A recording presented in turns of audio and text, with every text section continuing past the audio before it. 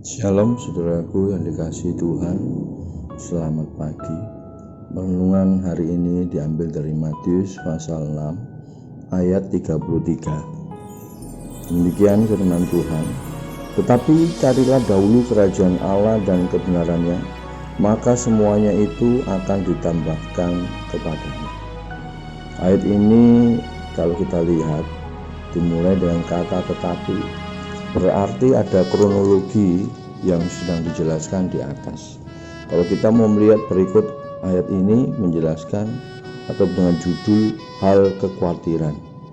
Di sini kita bisa melihat apa yang dikatakan Tuhan Yesus ketika dia setelah mengajar tentang kata berbahagia dan doa Bapa kami.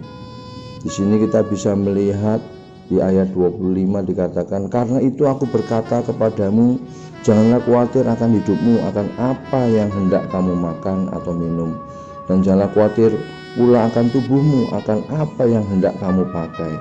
Bukankah hidup itu lebih penting daripada makanan, dan tubuh itu lebih penting daripada pakaian? Lalu dikatakan di ayat 26 dan seterusnya, pandanglah bagaimana ciptaan Tuhan, di mana burung yang tidak pernah menabur bisa makan, bunga yang tidak pernah menenun dihiasi oleh Tuhan. Hari-hari ini kita memang menghadapi banyak hal, kita mengalami tekanan, kita mulai bimbang, kita mulai ragu, kita mulai merasa bahwa berkat-berkat jasmani seolah-olah jauh. Ingat Bapak Ibu saudara sekalian kasih Tuhan, kita punya Tuhan yang heran, yang hebat dan luar biasa. Dia Allah yang bertanggung jawab. Dia Bapa kita, Bapa yang tidak pernah meninggalkan kita. Menjelaskan supaya kita sadar, kita tidak perlu takut. Kalau kita kembali ke ayat 33 dikatakan, tetapi carilah dahulu kerajaan Allah dan kebenarannya. Menunjukkan di sini utamakanlah Tuhan, posisikanlah Tuhan sebagaimana Dia seharusnya. Karena Dia adalah Allah Sang Pencipta, Allah yang memberkati baik jasmani maupun rohani, Allah yang sanggup melakukan segala sesuatu dan baginya tidak ada yang mustahil. Kalau kita lakukan itu dengan segenap hati, ayat selanjutnya mengatakan, maka semuanya itu akan ditambahkan kepadamu. Menunjukkan apa?